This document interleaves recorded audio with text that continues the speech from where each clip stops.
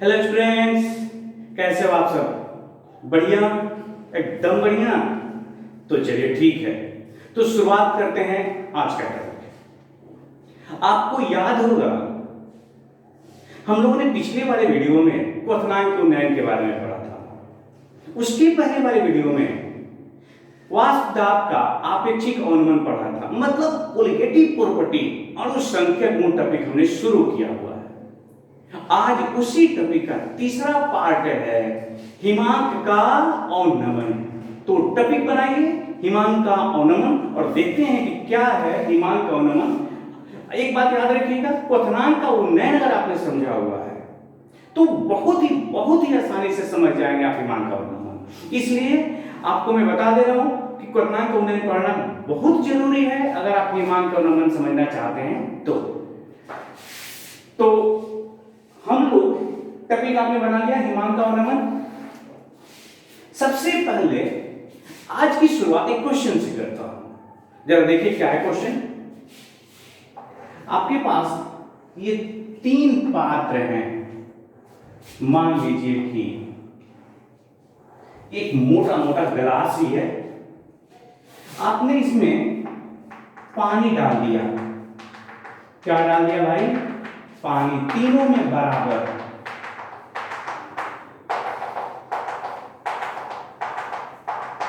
उसके बाद आपने इसमें कुछ नहीं डाला, बस ये छोड़ दिया पहला गिलास।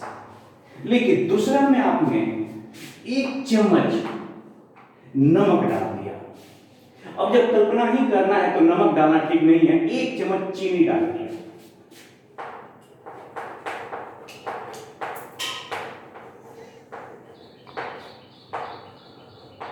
एक चम्मच चीनी है। इस गिलास में पानी तो है ही, आपने 2 चम्मच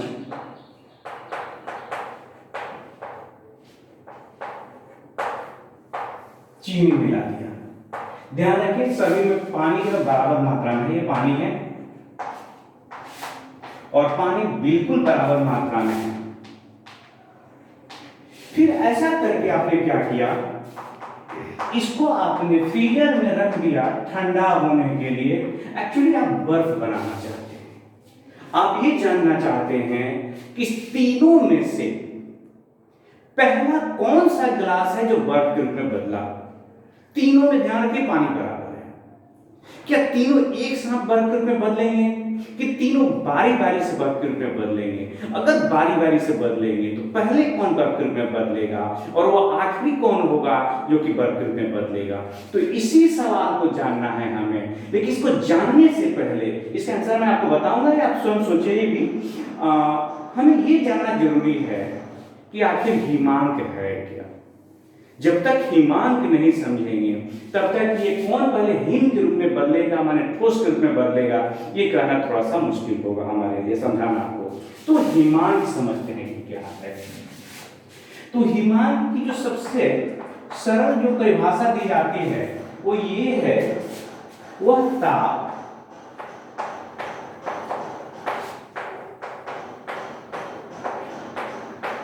जिस ताप पर कोई द्रव किसी द्रव का वाष्प दाब उसके ठोस अवस्था के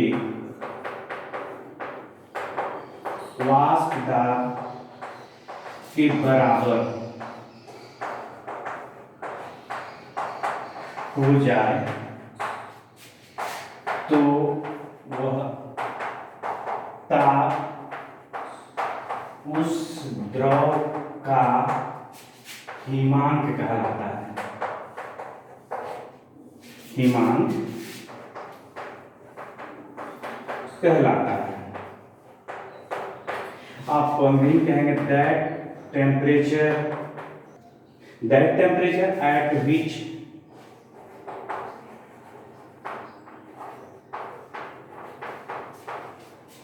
vapor pressure of liquid is equal to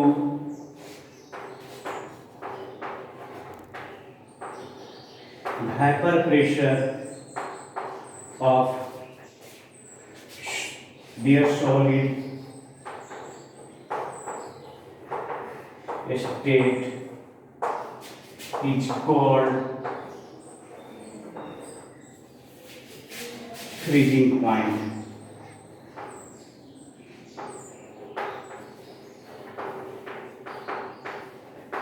Of that liquid.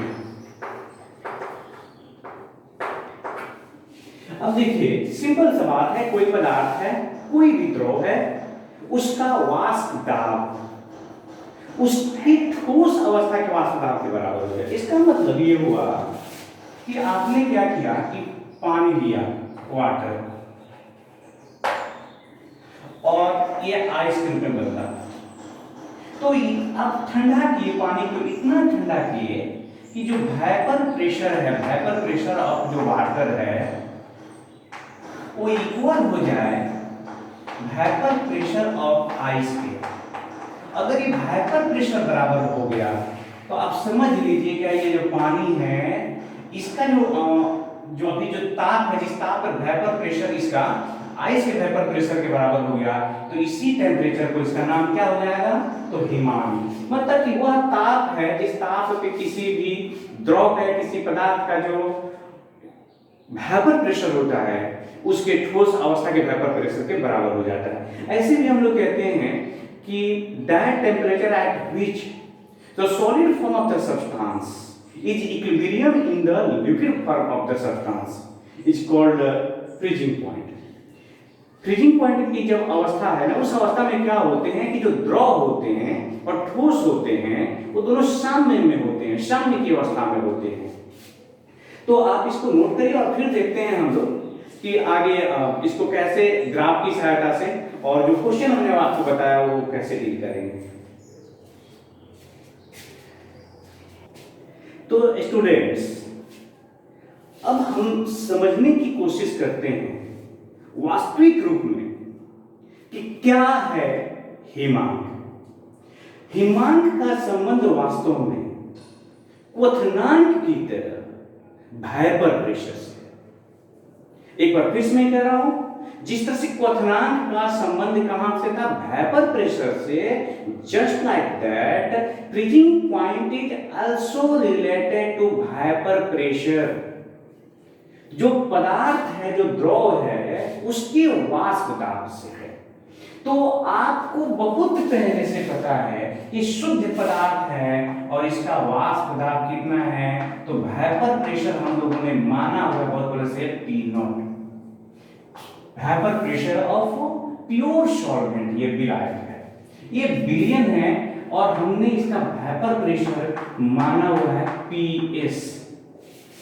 हमने इसमें 1 चम्मच चीनी डाला हुआ है, हम एक और विलियन लिए हुए हैं, तो इसके वेपर प्रेशर को हमने मान लिया PS डैश।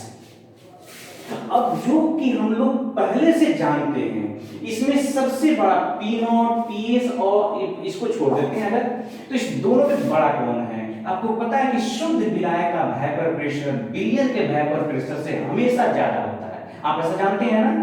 तो हम जानते हैं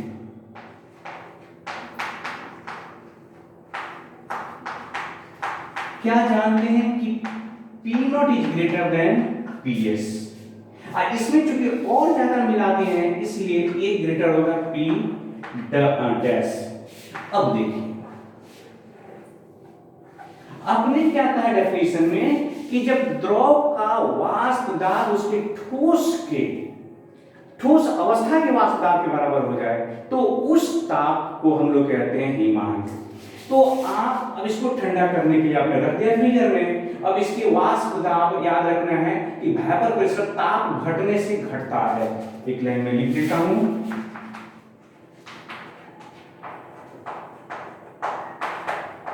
घटने से वेपर प्रेशर घटता है।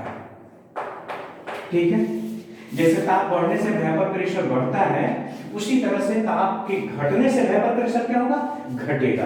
तो अब हमको ये देखना है कि पहले कौन है ऐसा जिसका वेपर प्रेशर उसके ठोस अवस्था के बराबर हो जाए। तो हम क्या करते हैं, और मान लेते हैं इसके हिमांक, जो हिमांक है माना शुद्ध विलायक का हिमांक, हिमांक जो है टेम्परेचर है तरह से, इसलिए T शुद्ध अवस्था मतलब T नॉट, और फ्रीजिंग है इसलिए TF नॉट हो गया इसका, और बिलियन के लिए का जो हिमांक है वो है TF। हमारे पास एक और बिलियन है, हम चाहे तो इसको इसके को TF डैश मान सकते हैं। अब देखिए, चूंकि इसका वेपर प्रेशर ज्यादा है, दैट्स व्हाई इसका हिमांक भी ज्यादा होगा। याद रखिए कि जिस पदार्थ का वेपर प्रेशर जितना ज्यादा होगा उसका हिमांक उतना ही अधिक होगा। चूंकि शुद्ध विलायक का वेपर प्रेशर, शुद्ध विलायक का वेपर प्रेशर अधिक होता है किसके तुलना में, तो विलियन के वेपर प्रेशर के तुलना में। अतः शुद्ध विलायक का हिमांक, जिसको आपने TF नॉट कहा है, विलियन के हिमांक, बताइए किससे सूचित किया हम लोग, TF से, के अपेक्षा अधिक होता है।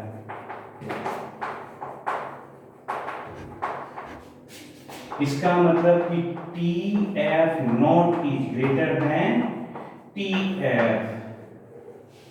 आप समझे, TF जो नॉट है, शुद्ध विलायक का जो हिमांक है वो ज्यादा होता है विलियन के हिमांक से।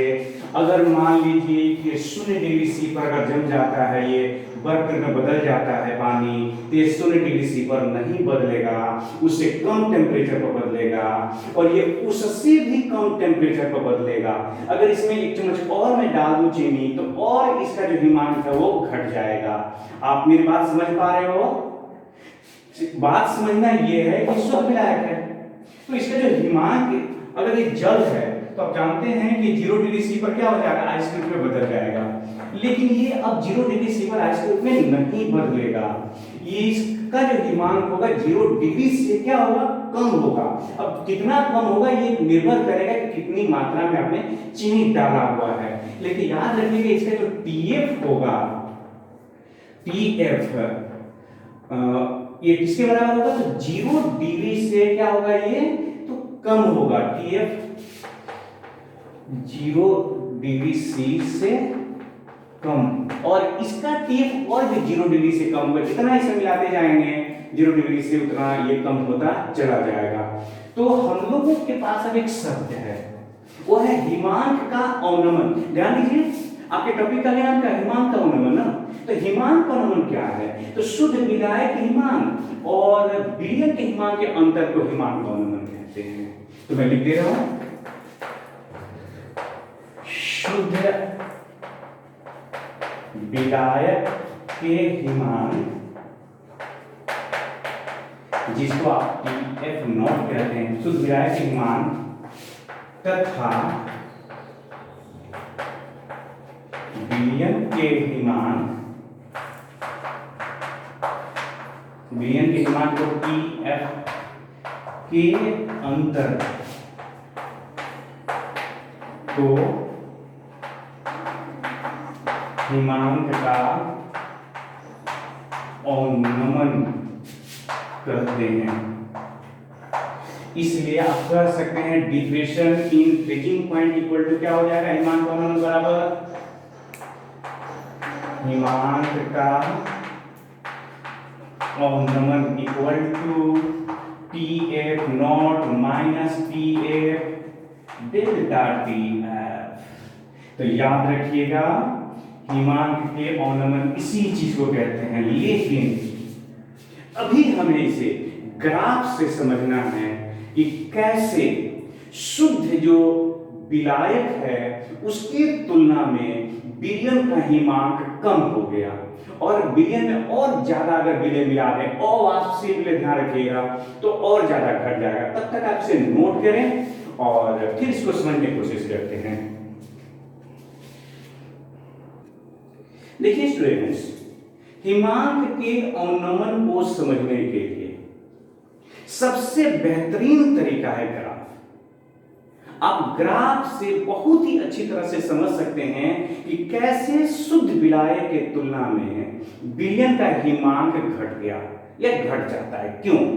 लेकिन इसको समझने के लिए दो तीन बातें याद रखने की। पहली कि जो शुद्ध विलायक है उसका वाष्प दाब किसी भी ताप पर विलयन की अपेक्षा हमेशा ज्यादा होता है, ये आपको याद रखना होगा। तो आइए देखते हैं, ग्राफ बनाते हैं हम लोग।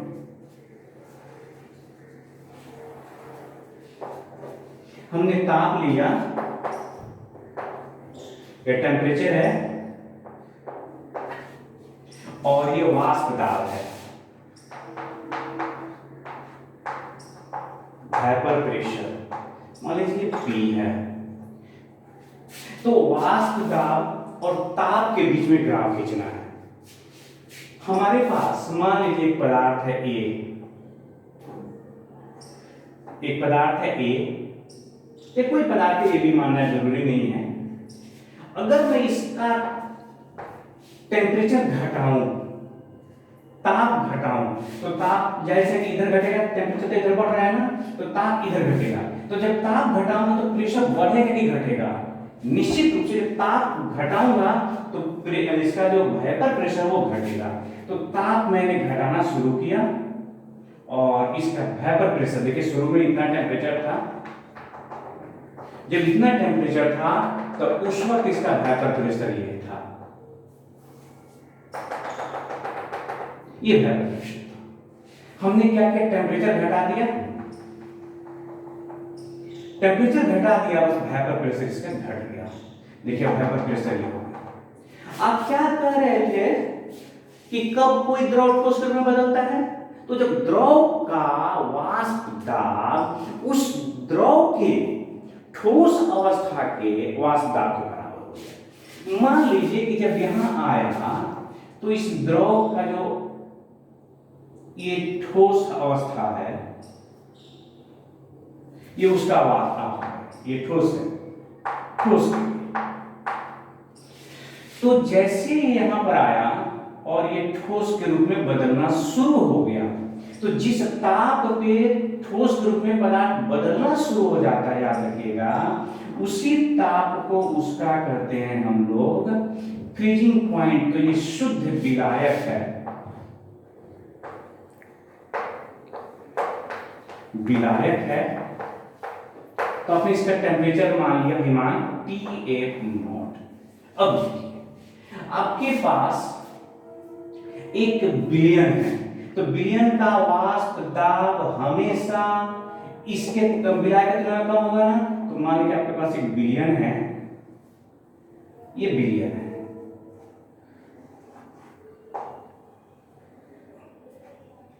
इसको हमने कहा मान लीजिए B है, ये विलयन है।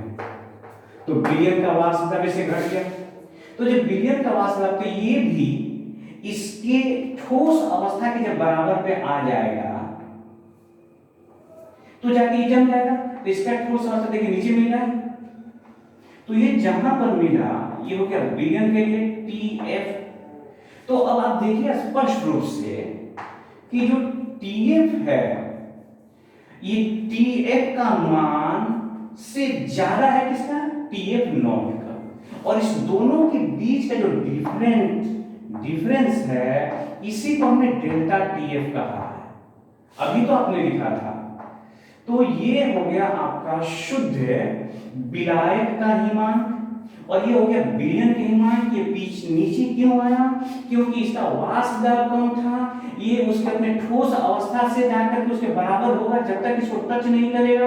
ये ठोस अवस्था का है ये ग्राफ, तो उसके ठोस अवस्था को जब तक टच नहीं करेगा, यहाँ पे टच किया मतलब यहाँ पर वह वाष्प बनना, ये ठोस होना ये शुरू कर दिया आपका ये विलयन।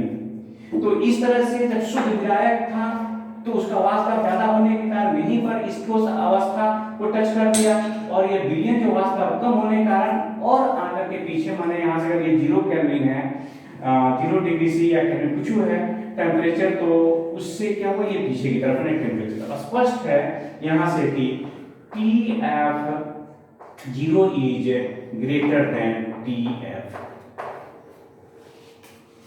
अब हमको एक बात समझनी है, और वो ये है कि जो हिमांक का अवनमन है वह भी विलेय के मोलर सांद्रता पर निर्भर करता है। कल्पना करिए कि वो जो 2 चम्मच चीनी डाले थे उसका वाष्प दाब और कम होगा, तो जब और कम होगा तो और आकर के वो पीछे मिलेगा। इस तरह से अगर ये तीसरा पदार्थ से हो गया तो इसके बाद जितना ज्यादा इसमें मिलाते जाएंगे पदार्थ उतना ही वाष्प दाब घटता चला जाएगा, और उसका हिमांक उतना ही पीछे की तरफ माइनस में बढ़ता हुआ चला जाएगा पानी है तो याद रखना है हिमांक का अवनमन जिसको आप डेल्टा टीएफ कहते हैं, यह विलेय जो उसमें बोला है ना उसके मोलर सांद्रण पर निर्भर करता है।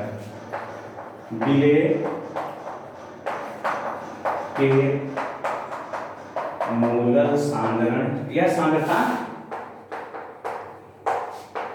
या आप मोललिटी सीधे कह सकते हैं, मोलरता के समानुपाती होता है।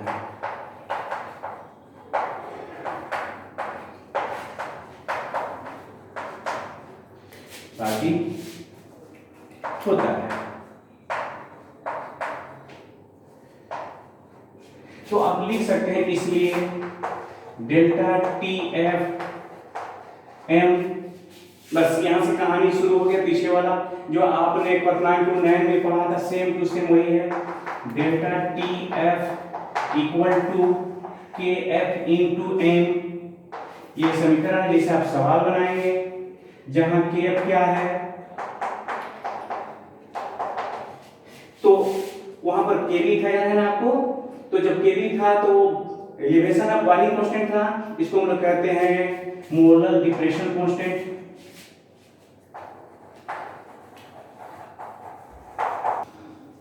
के हो गया मोलर डिप्रेशन कांस्टेंट, या इसी का एक और नाम है क्रायोस्कोपिक कांस्टेंट भी कहते हैं। तो आप इसे नोट करें और फिर उसके बाद हम लोग इसका वैल्यू रख देते हैं। तो देखिए स्टूडेंट्स, हम लोग क्या करते हैं इसका मान 1 रख देते हैं। तो जब m इक्वल टू 1 तब बोले क्या हो जाएगा delta TF equal to KF. तो क्या इसको लैंग्वेज में लिख सकते हैं कि जब विलयन की मोलरता इकाई होती है तो उस विलयन के हिमांक का अवनमन ही क्या हो जाता है, हिमांक अवनमन स्थिरांक हो जाता है, या मोलर अवनमन स्थिरांक ही हिमांक अवनमन स्थिरांक के बराबर होता है। अब आइए हम लोगों को अब सॉल्व करना है कुछ न्यूमेरिकल प्रॉब्लम, तो इसलिए जरूरी है कि जो m है उसका वैल्यू हम रखें। तो m के वैल्यू रखने के लिए हमने आपको बताया था कि आप ऐसा करिए कि एक बिलियन है मान लीजिए, तो बिलियन है अगर, तो इसमें बिलियन कितना ग्राम है, तो W 1 ग्राम है। बिले कितना है, ये है W 2 ग्राम। बिले का मोलर द्रव्यमान कितना है, बिले का अनुभार ये M2 हो गया। तो इसलिए बिले का कितना हो जाएगा, मोलरता, इसलिए बिलियन की मोलरता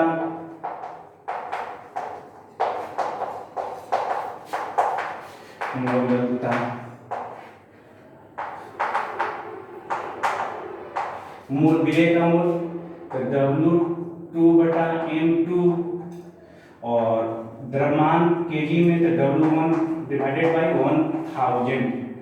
ये कितना हो गया, W2 इंटू 1000 M2 W1। देखिए इसको समझने के लिए आपको दो वीडियो देखने होंगे, या तो चलकर के इस चैप्टर के शुरू में ही मैंने मोलालिटी के बारे में बताया था, वहां पर जाकर देख लीजिए, अथवा आप ऐसा करिए कि हमने इसके ठीक पहले वाले वीडियो में भी इस m के वैल्यू को निकाला था, वहां जाकर देख सकते हैं। तो m का वैल्यू कितना हो गया, देयरफॉर बोले डेल्टा टीएफ क्या होगा, बहुत आसान है, बहुत ही आसान। क्या था डेल्टा टीएफ के लिए kf इंटू m, क्योंकि ये था ना, तो डेल्टा टीएफ कितना हो जाएगा, kf m की जगह पर वैल्यू रख देंगे W2 1000 M2 W1। That's all. देखिए स्टूडेंट, मुझे यकीन है कि आप ये समझ रहे होंगे, बड़ी आसानी से समझ रहे होंगे। थोड़ा ग्राफ समझने की कोशिश करना है, डेफिनेशन याद रखना है, और जो सबसे महत्वपूर्ण बात याद रखनी है वो ये है कि जो बिलियन होते हैं उसका हिमान बिले के तुलना में हमेशा कम होता है। अब मैं आपको एक क्वेश्चन आपके लिए छोड़ रहा हूं, आपने पढ़ा होगा या कहीं देखा होगा सिनेमा वगैरह में, या किसी अगर आप ठंडे प्रदेश में रहते होंगे तब तो आपने ऐसे ही देखा होगा कि जब रोड पे बर्फ छा जाता है तो बर्फ हटाने के लिए नमक डाल दिया जाता है, बस नमक का छिड़काव कर देते हैं रोड पे। तो नमक का छिड़काव करने से क्या होता है कि वो बर्फ पिघल जाता है और रोड क्लियर हो जाता है। अब आपको सोचना है कि बर्फ पे नमक का छिड़काव कर देने से वो बर्फ पिघला क्यों, ये आपके लिए क्वेश्चन है।